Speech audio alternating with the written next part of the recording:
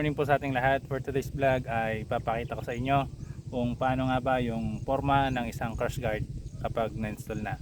Itong papakita ko guys ay yung tamang installation ng ating crash guard para hindi po siya umaalog at hindi po siya nagagalaw habang tayo ay nagbabiyahe. So kung sa tingin mo ay mali yung installation ng iyong crash guard, ay para sa iyo ang video na to. And guys, so ito yung ating Click V3 at ipapakita ko lang yung munting upgrade natin. First install natin guys itong ating visor. Ayan, so ayan, papakita ko lang yung forma nya. Ayan guys, at itong next natin ay itong ating crash guard. So ang ating crash guard ay binalutan ko na rin ng gold bolts. So medyo matagal-tagal na rin to guys, pero hindi pa rin nagbabago ang kulay ng gold bolts nito. Ayan, so masasabi ko lang na fitted siya talaga kasi wala akong ibang tornilyong kinabit, ay talaga namang hindi siya gumagalaw. Ayan, naka-fix po lahat yan. For today's video ay ituturo ko sa inyo yung common na yan, yung common mistake ng pag-install ng ating crash guard. So guys, panoorin nyo to dahil napaka importante at hindi lang basta-basta natin ikabit ang ating crash guard, kundi kailangan talaga yung part na yan. Ayan, so before tayo mag-proceed sa main topic natin ay sasabihin ko lang kung ano yung advantage at disadvantage ng ating crash guard. And guys, so simula nung kinabit ko itong ating crash guard ay naging kampante ako sa pag-drive kasi medyo bumigat yung ating sasakyan at hindi na siya umaalog. Yung tipo na may makakasalubong ka na malalaking sasakyan kagaya ng mga Victory, mga bus, ganun, ay minsan parang gigiwang yung motor mo. Kaya nung na-install ko tong ating crash guard ay medyo tumibay na yung tayo niya. Kahit nakakasalubong tayo ng malalaking sasakyan ay hindi na siya gumagalaw. Yan. So yung disadvantage naman niya ay itong ating crash guard, dahil ito ay bakal. Yung ating motor ay medyo bumigat dahil medyo mabigat din itong ating crash guard guys. Kaya expect mo na rin yung parang may dala-dala siya lagi. Mayroon ka ng angkas na talaga namang expect mo na rin na medyo magbabago sa kanyang takbo at sa performance ng ating motor. Pero hindi mo naman kailangan kasi na talagang yun yung expected mo na mabilis tong ating motor. So kailangan natin laging nag-iingat saan man tayo pumupunta sa araw-araw na biyahe natin. So hindi na natin patatagalin pa at sasabihin ko kung nasa inyo yung talagang cause ng maling pagkakabit ng ating crash guard.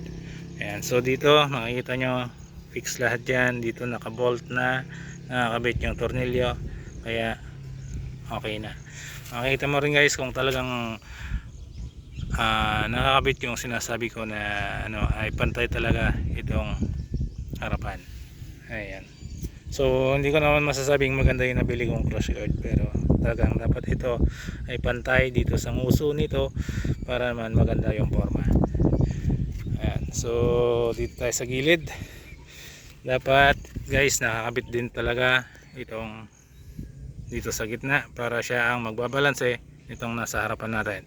At dito kailangan yung ating bolt and nuts dito ay mayroong, ayan, di ba nagdidikit tong dalawa guys. Ayan, so need natin dyan yung spacer para hindi mapwersa. Ayan, so need natin dito ng spacer para hindi mapwersa itong mga bakal. Ayan, kabilaan po yan guys, kabilaan. Ayan, so pagkatapos natin yan dito makikita nyo naka-fix din to. Dito naka-fix, dyan naka-fix, lahat yan naka-fix guys. Ayan, so dito dapat yung iba kasi dito tinotornilyohan nila, pero ako guys wala akong nilagay dyan. Binalot ko lang ng tape, electric tape, ayan, para hindi pasukin ng tubig, pero hindi yan gumagalaw. So ito na, punta na tayo sa common mistake ng pagkakabit ng ibang crash guard user. Ayan guys, so kung napapansin nyo ito, ayan, dapat itong apakan ng passenger mo, itong step nut na tinatawag, itong tubo ay nasa baba. So yung iba guys kasi kung hindi nandito sa taas, nandito sa ilalim niya. Itong dulo nito nandito sa ilalim. Yan. Itong may nut dito, yan, kung nakikita nyo yung nut na yan, yan, itong butas na nakahol dito na nila mismo kinakabit. So yun yung pagkakamali.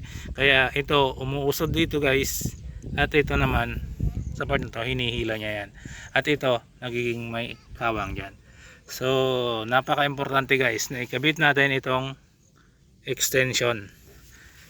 Ayan, so tinawag ko tong extension kasi mayroon siyang butas na dalawa na pwede nating ikabit dito sa baba niya, at itong isang butas naman niya ay dito siya nakakabit sa may tornilyo ng apakan natin o yung step nut. Ayan guys, so pag naikabit natin to at naikabit na rin dito sa bandang baba, ayan, itutulak niya ito papunta doon sa harapan. Ayan guys, so mapapansin natin nakababa siya dito sa ilalim, at kahit ibaba natin tong step nut, ayan, may space pa rin siya sa ilalim. Yung iba hindi na nila maisara kasi tumatama na ito dito ating step nut. Ayan, so pag nandito yung lagayan niya, itutulak niya itong tubo papunta sa harapan para i-fix ito. Yung iba guys maluwag ito, gumagalaw. Kaya yun yung common mistake ng ating pagkakabit. Guys, so sana may natutunan kayo sa video na to, at sana share nyo yung video na to guys para mapanood pa ng iba nating mga kababayan na gumagamit ng crash guard. And guys, so hanggang dito na lang po ang ating video, at sana patuloy nyo suportahan ang Francis M Vlog para magkaroon pa tayo ng maraming video na i-update para sa inyo. Suportahan nyo rin po yung aking mga video na about sa motor, kahit ang content dahil ang content natin guys ay moto bike vlog. So dalawa po ang content natin about sa bike race, bike adventure, at sa ating moto adventure. Ayan guys, so marami pong salamat. Hanggang sa muli, suportahan natin Francis M Vlog.